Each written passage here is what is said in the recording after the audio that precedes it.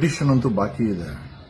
ಉಚ್ಚಾಟ ಮೆರೆದು I am sure ಸರ್ಕಾರ ಬಿಟ್ಟಾಕಿ executives you will be in a deep trouble. Especially police officials ಯಾರ್ಯಾರು misuse ಮಾಡ್ತಾ ಇದ್ದೀರಾ ನೀವೆಲ್ಲ ತುಂಬಾ ದೊಡ್ಡ shit. You will all be in ಶಿಟ್.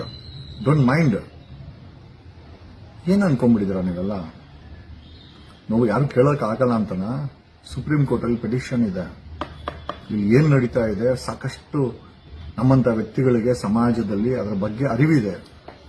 ನಿಮ್ಮ ಉಚ್ಚಾಟನ ನಾವೆಲ್ಲ ನೋಡ್ತಾ ಇದ್ದೀವಿ.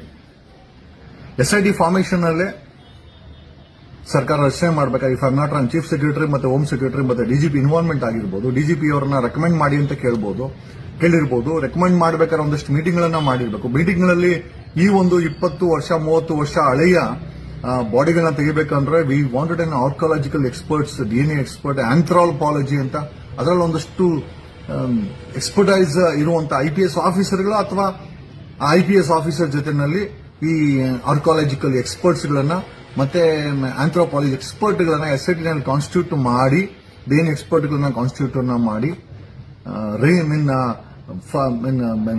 ಐ ಥಿಂಕ್ ಫಾರೆಸ್ಟ್ ಎಕ್ಸ್ಪರ್ಟೈಸ್ ಅವರುಗಳನ್ನ ಎಕ್ಸ್ಪರಿಮೆಂಟ್ ಮಾಡಿ ಮತ್ತೆ ಈ ಗಣಿ ಮತ್ತೆ ಭೂ ಇಲಾಖೆಗಳಲ್ಲಿ ಇಂಜಿನಿಯರ್ಸ್ ಇರ್ತಾರೆ who are expertising advising on ground penetrating radar scanning ಮಾಡಕ್ಕೆ.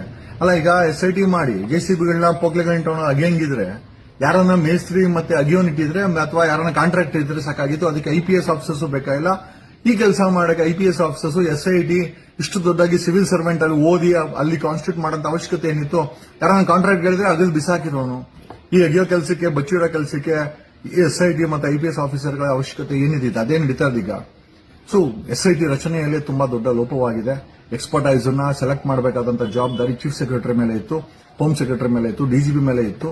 ಇವರು ಯಾರು ಕೂಡ ತಮ್ಮ ಜವಾಬ್ದಾರಿಯನ್ನ SIT ರಚನೆಯಲ್ಲಿ ಒಂದು ಅವರವರ ರೋಲ್ಗಳನ್ನ ರೆಸ್ಪಾನ್ಸಿಬಿಲಿಟಿಗಳನ್ನ ಎಕ್ಸ್ಪರ್ಟೈಸ್ಗಳನ್ನ ಆಯ್ಕೆ ಮಾಡೋದ್ರಲ್ಲಿ ಮತ್ತೆ ಮೀಟಿಂಗ್ ಮಾಡಿದಾರ ಇಲ್ಲ ಸುಮ್ಮನೆ ಕಾಟಾಚಾರಕ್ಕೆ SIT ಆದೇಶ ರಾತ್ರೋರಾತ್ರಿ ಮಾಡಿದ್ರ ಇವನ್ ಅದು ಕೂಡ ದೊಡ್ಡ ಸಂಶಯವಾಗಿ ಉಳಿದ್ಬಿಟ್ಟಿದೆ.